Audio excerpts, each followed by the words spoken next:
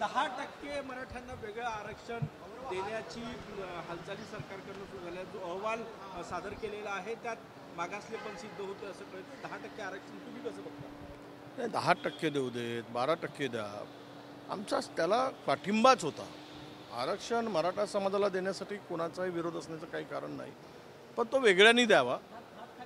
ओबीसींना देऊ नये, ओबीसीच्या कोट्यातून देऊ नये आणि 50%च्या आत देऊ नये, ही भूमिका काल पण होती, आज आहे आणि उद्या असणार आहे. त्यामुळे त्याला जर वेगळ्यानी मराठा समाजाला मिळत असेल तर आम्हाला आनंद आहे. अजितदादा काल म्हटले की माझ्या विचाराचा खासदार बारामतीतून निवडून आला नाही तर मी विधानसभा लढवणार नाही. ते येणारा काळ सांगेल. खरं तर पक्ष पळवणाऱ्यांना एवढं बळ आलं कुठून, आणि घरमालकाला चोर ठरवून किरायेदार मालक बनल्याची जी आता राज्यामध्ये दादागिरी चालली आहे, त्यातून आलेलं हे अवसान असावं. धनगर समाजाच्या आरक्षणाचा प्रश्न आहे, न्यायालयाने नाही, न्यायालयात ते टिकणारच नव्हतं. मुळात न्यायालयाचा विषयच नव्हता. न्यायालयात त्याला ज्या पद्धतीनं खरं म्हणजे पहिल्या कॅबिनेटमध्ये देणार होते आमचे आत्ताचे उपमुख्यमंत्री, त्याची आठवण पुन्हा करून द्यावं लागेल त्यांना की आता 10 वर्ष होत आहेत. धनगर समाजाला आश्वासन दिलं, त्याची पूर्तता सरकारने केली पाहिजे. न्यायालयात जाण्यापेक्षा त्या पद्धतीनं वेगळ्या त्यांना आरक्षण देण्यासाठी ही शासनाची जबाबदारी आहे. शासनाने ठरवून जर उद्या निर्णय घेतला तर त्यामध्ये काही मार्ग निघू शकेल.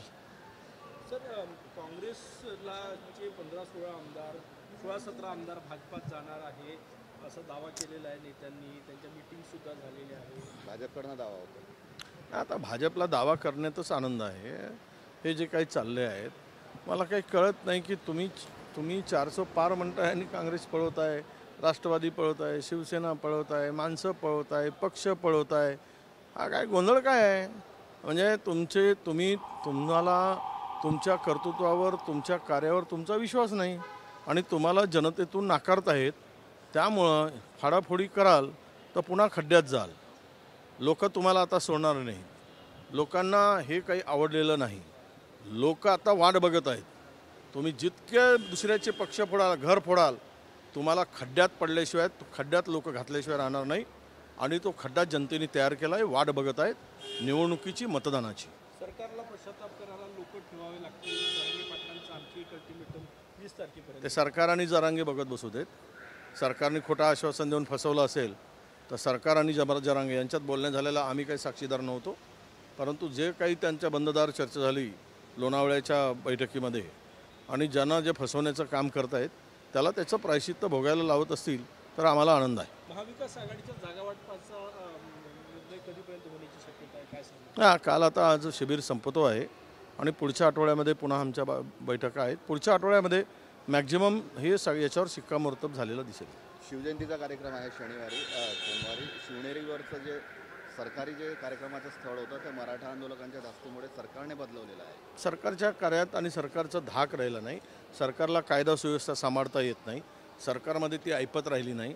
सरकारला हे राज्यामध्ये खरं तर सत्ताधारी म्हणून, सत्ताधीश म्हणून तुम्हाला काय करता येतं? फक्त केवळ तिजोरी लुटता येते, याच्या पलीकडे काही करता येतं का?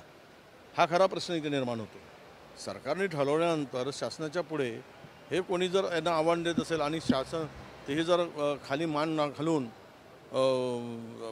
सरकार झुकत असेल तर यामध्ये मला वाटतं की आंदोलनकर्त्याचे पाय धरणं आणि पाय चटणं एवढं शिल्लक राहिलेलं आहे. वांद्रे रिक्लेमेशन सेंटरची जागा आहे, जी कॉन्ट्रॅक्ट आहे तो पुन्हा अडाणीला गेलेला आहे. नाही, द्या आता. मुंबईच्या अडाणीला तुमचं ही दिलेच आता झोपडपट्टी कुठली धारावी, मुंबईतून अनेक देणं सुरू आहे. आता मुंबई काय देशच दिला आहे तर बाकी काय सुटणार आहे? जे काय शिल्लक राहील ते सर्व अदानी यांच्यासाठीच राहील आणि शिल्लक विकून सगळं मोकळे होतील. आता अनेक गोष्टी दिलेल्या आहेत, त्यातमध्ये मोठी यादी आहे ती. तर त्यात ह्या काय, ज्याची नजर जिथे नजर अडाणींची तिथे तो माल अडाणींचा, हे आता समीकरण झालं आहे. त्याला सरकारची मुखसंमती असेल.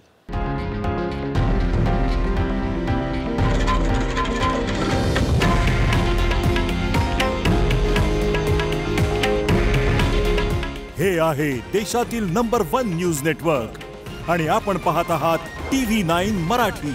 काळजी तुमची, हित महाराष्ट्राचं.